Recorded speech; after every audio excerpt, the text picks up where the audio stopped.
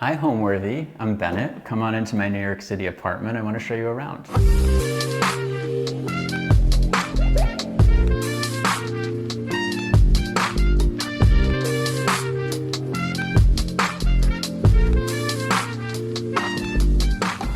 You're watching Homeworthy, where we believe every home has a story. Like and subscribe for more.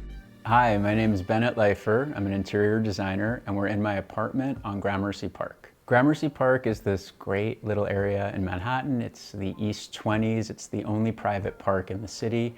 It's quiet, it's classic, it's pretty elegant, it's cute. I've heard people try to come up with comparisons to different cities that Gramercy Park feels like. Funny enough, I was walking around the park with a friend last night who had never been there, and he kept saying it felt like London. I agreed with him. If you live on the park, you get a key to it, you get to enjoy it, and you maintain it beautifully. My apartment is a well laid out, 1-bedroom, 1.5 bath, with flexible use in each room. So the living room sort of functions as a sitting room / dining room / painting studio. The foyer has a hidden powder room off of it. So for a pretty tight space, I think it's 1,100 square feet, there's a lot of use in this apartment. Welcome to my foyer. When I moved in, it was a different shape. Part of the renovation was pulling the kitchen wall forward and pulling that wall over a bit to create a powder room that wasn't there. What I love most about this space is it's a very tight, cozy entry with a bit of formality, which I added through the paneling, and it shows off some of my favorite stuff. So some of my favorite things in this space are this beautiful pendant, which my mother bought me as a housewarming present for my last apartment. I brought it with me. Actually, I have a very generous mom because she bought me this piece of art as well for the last apartment, but it's one of my favorites by one of my favorite artists. I really love this bench, which is actually by Mark Mankowski, the same guy who designed and made this beautiful pendant covered in an incredible Dadar fabric, which I was super excited to see pop up in Bridgerton. It made me feel like I made a really elegant choice. Here we have some things from my travels. I love to buy great little antiques, sculptural things while I'm away. This was a cute little marble piece I bought in India. Two of my favorite pieces of art are these portraits of my great-grandparents.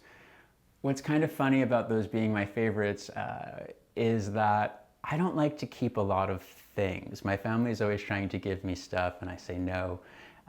But these were portraits that my mother had restored. I don't know a lot more about them than that. Of course, I know who the people are and a bit about their story, but I just think the frames are so beautiful. I think their expressions are so beautiful. And it's one of those sort of objects that just makes you proud to come from where you come from. I like seeing them. I think everything should have a purpose. I'm not a believer in arbitrary design. So even my little umbrella stand, there's one umbrella I got at an event that I think is really beautiful and I had a good time at, and my tennis racket, which I grab twice a week to play tennis. Oh, the umbrella is really pretty. It's a Romo and Temperley collaboration. I don't want to open it, I'm afraid that's bad luck, but you see it's really pretty. Ooh, too much open, too much open. A foyer should be a welcome moment. It should welcome people into your home, but it should also be useful, right? If I'm gonna break those two ideas down. So when someone comes into this space, they sort of know where to go. They can go forward to the kitchen, they can go left to the living room, they can hang their coat. And there's some beautiful moments that sort of tell them who I am through my art, my fabric choices, things like that. But it should also be useful. So personally, I don't usually wear shoes at home, so there's a bench where I can take them off. There's a great little storage moment where I can put things like keys, mail, whatnot. There's a mirror where I can check myself on the way out. So it should be both useful and beautiful and set the tone for the apartment. Like a lot of people during the pandemic, I sort of started to look inward about, what hobbies did I have? What were my interests? And I started to try and cultivate ones that maybe had been dormant for a while. And I picked up oil painting as a fairly regular hobby. And it started as an outdoor activity. And when I was designing this apartment, I had designed a really beautiful bar for the living room. And over the course of this, I actually stopped drinking. So I needed to repurpose this beautiful bar because so much work had gone into it. I wasn't going to lose the bar. And I personally don't believe anything should be too precious. I think if you have something, you should use it and you should live with it. So that is now a gorgeous little oil painting studio within my living room.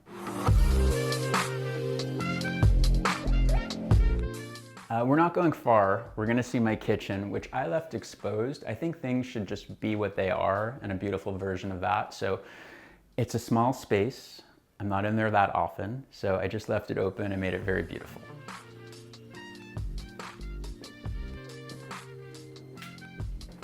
So the kitchen, the space was a little different when I got the apartment. I mentioned before that we had to pull the wall towards the foyer to make it a little bit longer, sort of pulled this wall over to make some space for that pretty powder room. I also changed the windows, added air, dropped the ceilings to add speakers and lights. But what I really love about this space is the mix of materials. You know, I've heard people make jokes before about how kitchens, white kitchens are boring. And I think things are what you think they are. And I think that white millwork is just beautiful and classic, but I wanted to make this a whole material story with marble, plain millwork, wood floors, and then I had a little fun with it by adding this wallpaper that looks like another material, a hand-painted tile.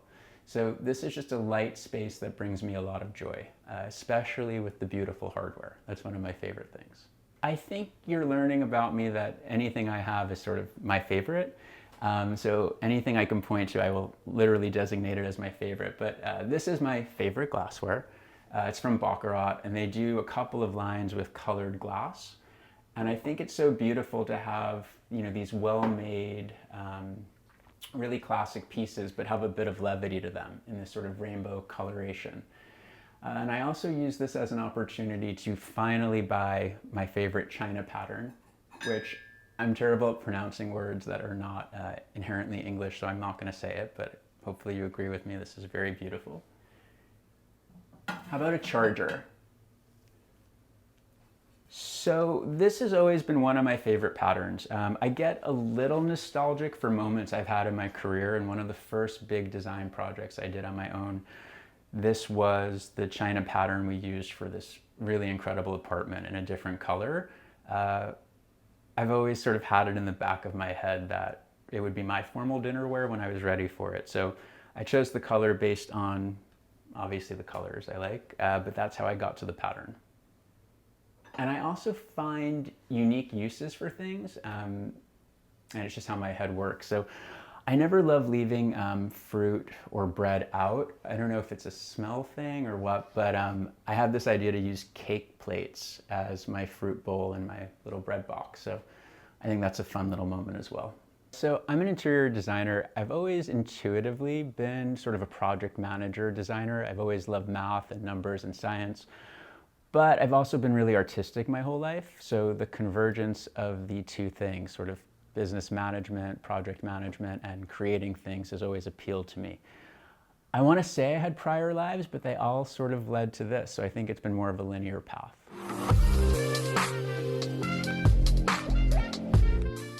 Now we're gonna head to the living room, but on the way, I'll show you the powder room, which is right here. Typically, that door would be closed and it would look like a hidden panel. So hold on, I'll show you what that looks like.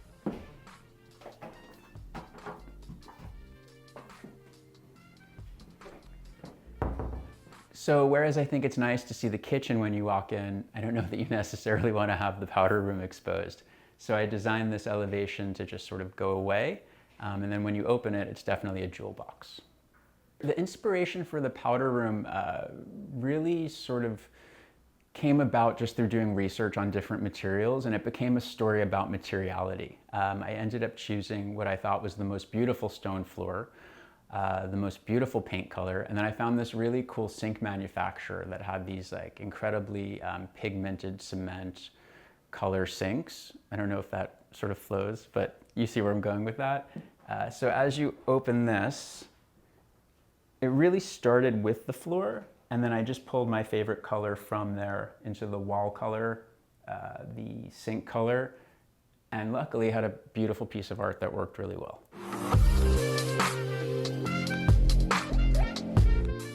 Now let me show you my living room. I've mentioned this prior, but I think that rooms should have multiple uses based on how you want to live. So when I was laying out this space, one of the first things I did architecturally was move a lot of stuff. So the door to the back part of the apartment used to be where that painting is. I sealed that up and moved it to the center of the room. I thought it really divided the room into different zones. This wall also pulled forward, which not only created a nice opening from the foyer, but gave me a niche for a bar, which we've talked a little bit about before and I'll tell you more about. But as you come in the room, one of the most important things to me was to actually have a peaceful place to do some work. I don't generally work from home. I'm at the office all the time. So if I was going to sit here, I wanted it to be a perfect little moment for me. So just some fun little tricks. I put an outlet up here so that when I'm charging things, you don't see cords everywhere. I made the piece of furniture look more like a console than a desk so that it feels kind of nice and formal when I'm entertaining, not necessarily like a home office in the middle of the living room. But I also hung one of my favorite pieces of art right above it. So it's actually the first thing I see when I leave my bedroom. So this is a very special moment for me. One other funny thing, I keep saying I'm not so nostalgic about things, but I keep telling these nostalgic stories. This is one of my favorite fabrics. It's from Hermes. They used to sell fabric by the yard through different showrooms, and they stopped doing that. So I can't get this fabric anymore. And it was the Roman shade in my old apartment bedroom. It was funny. I wasn't super attached to anything in that apartment, but I made sure that the Roman shade was excluded from the sale so I could use it again. So this is now my desk chair and one of my favorite fabrics. So once you walk past my desk area, you come into the seating area. So this serves a couple of functions, right? It has sort of well-rounded out space where you can pull chairs over from different areas if you want to have a more circular conversation moment.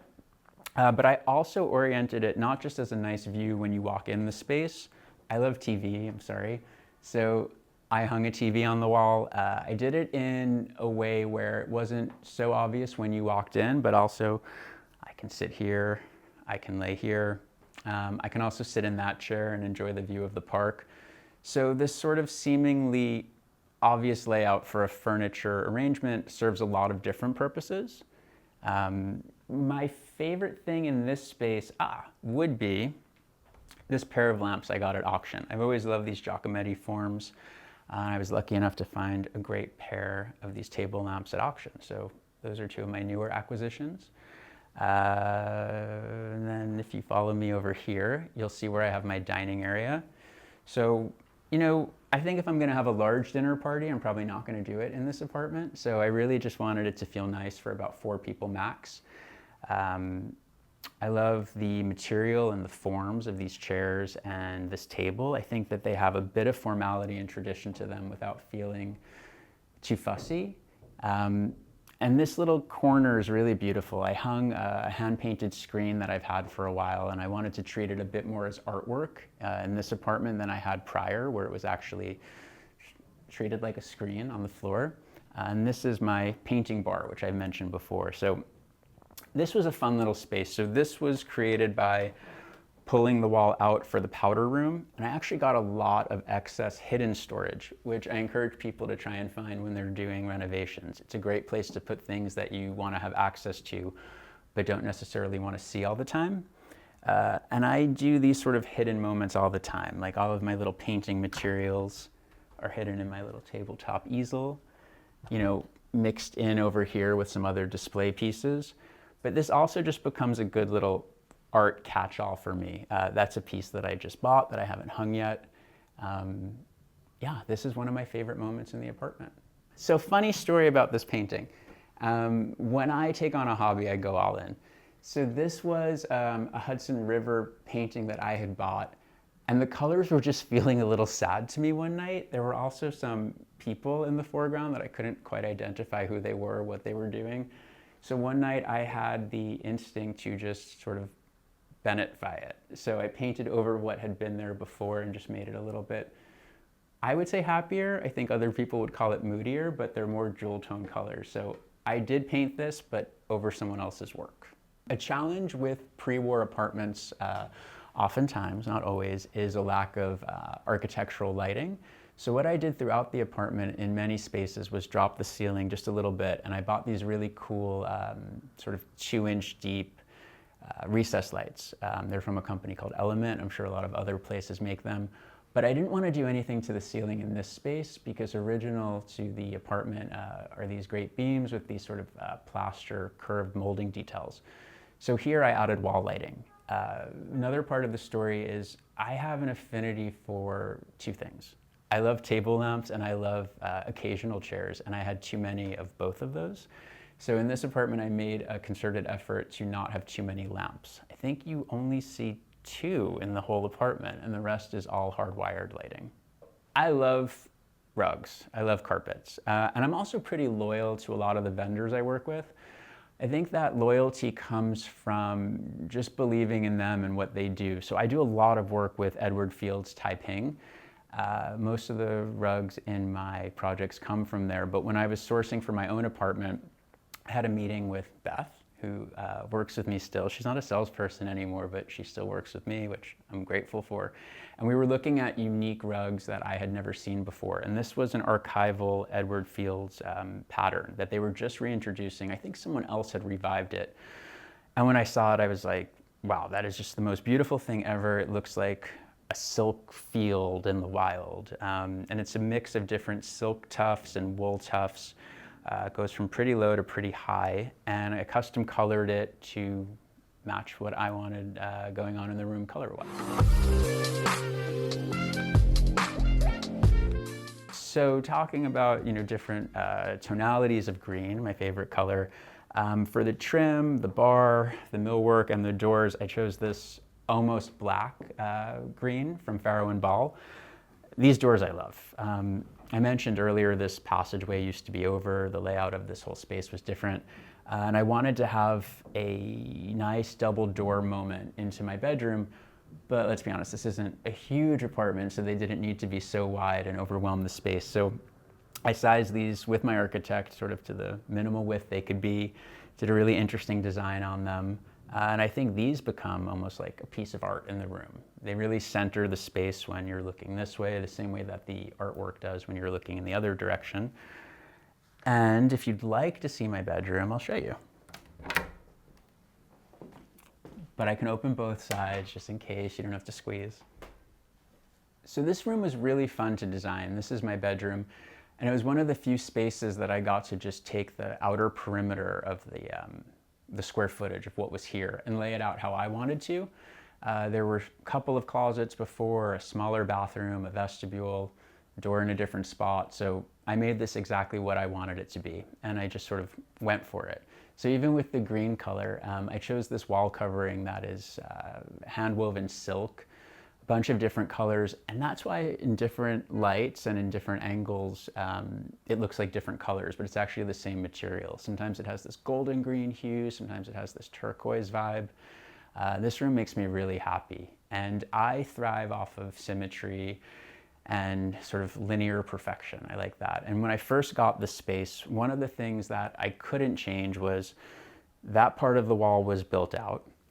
There was a column that went all the way across, and the idea of not really centering my bed drove me nuts, or centering it but then having a mass on one side didn't appeal to me. So what I actually did was symmetrically sort of mirrored the build out that was there to create this bed niche and made a little panel there. And I think it just turned out beautifully. It's actually an idea I'm using in several projects now in different ways. So the idea of having this sort of cozy bed niche that doesn't really recess too far back to feel claustrophobic, I think is very attractive. So a couple of years ago, I got obsessed with these head vases. They're traditionally from Sicily. You'll generally see a male-female pair. You'll see them in lots of different paint tones.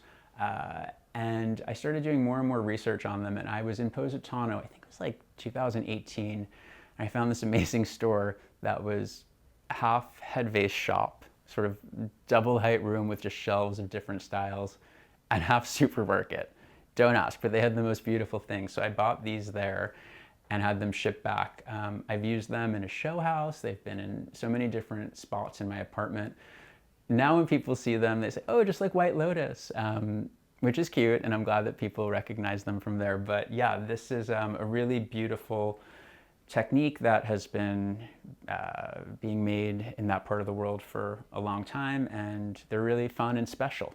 When you look out my window, you just see greenery, especially from the bedroom. And that was a nice little hidden surprise, actually. So part of what I loved about this apartment were the Gramercy Park views. But when I saw it at first, it was winter. So this tree had no leaves on it, and I was just looking straight on the park. And then during the first spring I was here, I noticed the leaves coming in, and I sort of started to get a little bit tense about the view being covered up. But now it's become this moment that just makes me so happy because I have full privacy. I feel like I'm in a garden somewhere. It's just really beautiful. And hearing the wind blow through the leaves, hearing birds in the morning, it's a pretty magical space. When people walk into my apartment, I want them to feel two things. I want them to feel transported into this sort of elegant, beautiful world, but I also want them to feel very welcome and comfortable. So I want you to come in, kick off your shoes, sit wherever you want, and just feel amazing doing whatever we're doing. It's a great question when people ask what gives a home a soul or what sort of comprises the full picture of a home. And I can't really answer it because I describe my process as this sort of intellectual Rubik's Cube. I just sort of keep playing with the puzzle and changing different parts of it until it inherently feels right. And I think the big components of it are obviously design, which would be balanced out by color and material and form, but also room use and what you're going to be doing there and sort of how the entire apartment flows, you know, from one space to the next, both visually and from a point of view of living within it. One of the areas of my bedroom suite that I like the most is the closet. My old apartment had a bunch of little closets, which I organized pretty well. There was a shoe closet, there was a hanging closet, there was a folded closet. But this space, I combined a few different areas to make just one great sort of all-purpose moment. I worked with California Closets to sort of design it perfectly for me. I love a well-lit closet. So sort of space for everything. All pretty well organized. This is how I actually live. I know sometimes people ask if I did this for when people are coming over. I don't know, I just like to see things organized. But most important to me was housing my shoes. I have a little bit of a shoe thing. So behind this door, you'll see a nice little tower of shoe options. This will take me a minute, but I can get a little bit matchy when I really like something. So I was having a moment, when I was a kid, I loved DuckTales. It was my favorite cartoon. So it started with the shoes. And then I don't even know what you call this, if it's like a scarf or an ascot or a neckerchief. And then, of course, I needed the bag. So now, one off, they're all kind of interesting and they're kind of fun to see together, but I don't know, picture me walking on a plane in this getup. I think that's maybe one of the craziest little situations I have. Oh, it's DuckTales. It's like Huey, Dewey, and Louie. People ask me to define my style often, and I try to stay away from traditional words. I go more for a feeling. I want you to feel a certain way when you're in your home, but especially when you're in my home. So the way I went about designing my apartment was just sort of really feeling it out and thinking about what are my favorite things, what makes me feel comfortable, what makes me feel happy, and how do these things all tie together in a cohesive way. So I think really the answer to how did I go about designing my space was looking inward and thinking about really what I wanted to experience on a daily basis. And the last part of my apartment is the bathroom within my bedroom. So I wanted to continue the green coloration, but not have it feel overwhelming. I love a clean white bathroom. So it started with this great floor tile from Artistic Tile, where you bring in different green tones and different white and gray marble tones. I carried through with the Arabiscato stone that I had in the kitchen, because I just love it. With this dark green millwork for my vanity. I like really good lighting. I'm getting a little older. I have to see everything. I hung some art in here that I really loved. I thought it was a nice thing to see when I walked in from the bedroom. And again, going back to this sort of finding a use for everything if you're going to have it, I had some really pretty barware. There's this whole San Luis set. I think you noticed maybe some of the glasses as paintbrush holders, but this is now my mouthwash decanter, because if you have it, you should use it. I'm not going to demonstrate, but you just, yeah, I mean, that's one of the benefits of being single. You can use these things however you want, you know? Just me, my mouth, my mouthwash. So like we said before, that I like to think of an apartment as a full story and how rooms interact. I think that something that should be really well thought out is how one room relates to the next. So you'll see the wall covering in this room, and then a purposefully picked out trim and door color, which, even though this room has its own identity, when you sort of have the doors open from the living room, this works really well and just creates a whole new dynamic. So it's a different finish, a different color, but looks inherent to the room. So maybe a little specific for some people, but I think it's a good reason to really think about how one room relates to the next. If I were to define the word home, it's a great question. Maybe I would just use another word. I would call it like a nest, sort of place where you just feel peaceful and safe, and sort of your personal space that no one else can really hinder. Thanks for watching. For more Homeworthy content, be sure to like and subscribe.